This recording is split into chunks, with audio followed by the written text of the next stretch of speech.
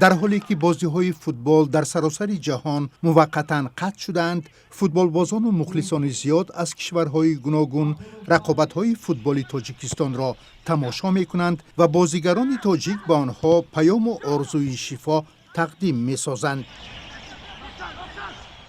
تاجیکستان الکی لیستر خود را دارد. بازی مرکزی دور سوم قهرمانی فوتبال تاجیکستان میان دسته‌های استقلال و ختلان را رسانه مشهور اسپانی AS با این سرلوحه شرح داده است. توصیف دسته ختلان از جانب رسانه‌های جهان را سرمربی این دسته امکاناتی خوب برای بازیگران جوان تیمش می‌داند.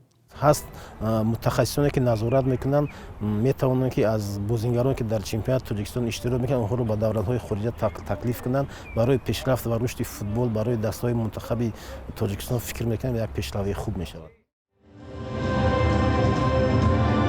در حال حاضر پخش مستقیم بازی‌های چمپیونات فوتبال تاجیکستان را رسما شبکه‌های ورزشی اسپانیا، سربیا و اوکراین خریداری کردند. از این استفاده برده در شروع هر بازی فوتبالبازان تاجیک به کشورهایی که از سرایت کرونا ویروس رنج میکشند پیام میفرستند. فوتبال شما ما را روح بلند میکند. قوی باش اسپانیا، این نوشتجات در اطراف میدان گذاشته شده است. در دور گذشته هم که دستگیری بازیگران استقلال بود به اهالی اسپانیا، پس از بازی تقریبا 10 دقیقه پس بازیگر معروف تیم منتخب اسپانیا لوئیس گارسیا در همون صفحه اینستاگرام خود میان‌داری خود را بیان نمود و دیگر دولت‌ها خصوصا اون روزنامه و مجله‌های اسپانی، سربی از این اقدام خیلی استقبال کردند. در برابر اقدام فدراسیون فوتبال و رهبریت دسته‌ها، بازیگران هم خود را در کنار نمیگیرند. به هر راه تلاش میکنند نفران مبتلای کرونا ویروس را روح بلند سازند. پیام‌های آنها واکنش‌های مثبت می‌آورند.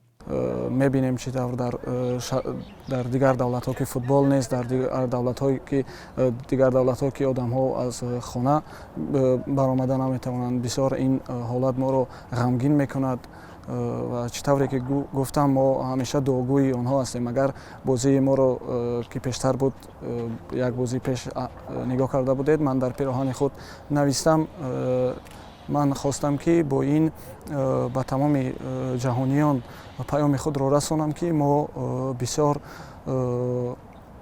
با درد آنها یکجا هستیم، با دعاگوی آنها هستیم. لیگنرهای فوتبال تاجیک که شماره‌شان در لیگ عالی 42 نفر است میگویند معنی نشدن قهرمانی فوتبال این کشور آنها را خوشحال کرده است. اوسوزای تاجیکستان کرونا ویروس نیست، اما اروپا فرانسوس که اما اوجا فوتبال مکانشی تاجیکستان فوتبال هست اوسوزای اما آدم تاجیکستان ویش لیگ تماشا تاجیک فوتبال خوب است. به دلیل آنکه در حدود تاجیکستان سرایت کرونا ویروس به قید گرفته نشده است، بازی‌های لیگ عالی کشور از روی نقشه برگزار می‌شوند. اما با تصمیم فدراسیون فوتبال تاجیکستان بازی‌ها به حضور تماشاگران دایر می‌گردند. هواداران فوتبال بازی‌ها را طریق تلویزیون تماشا می‌کنند. در درون استادیون خیلی که شوق‌آورتر است بلوچی کردن، دستگیری کردن فوتبالیست‌ها و آنها را روحیه دادن و از سبب همین بیماری ما به اینجا در آمدن نتوانستیم و ما این را از واسطه تلویزیون تماشا کردیم. برای پیشگیری این کرونا ویروس که در همه دنیا آمده است و در تاجیکستان نیست، این خیلی روی خوب است که پیشگیری نمودن و در جاهای جمعیتی آدمان را جمع کردن نمی‌ماند. مسئولان باشگاه‌های فوتبال تاجیکستان میگویند به تماشابین دایر شدن بازی‌ها مسئولیت آنها را در بخش پیشگیری هیئت دسته از سرایت کرونا ویروس کم نمی‌کند.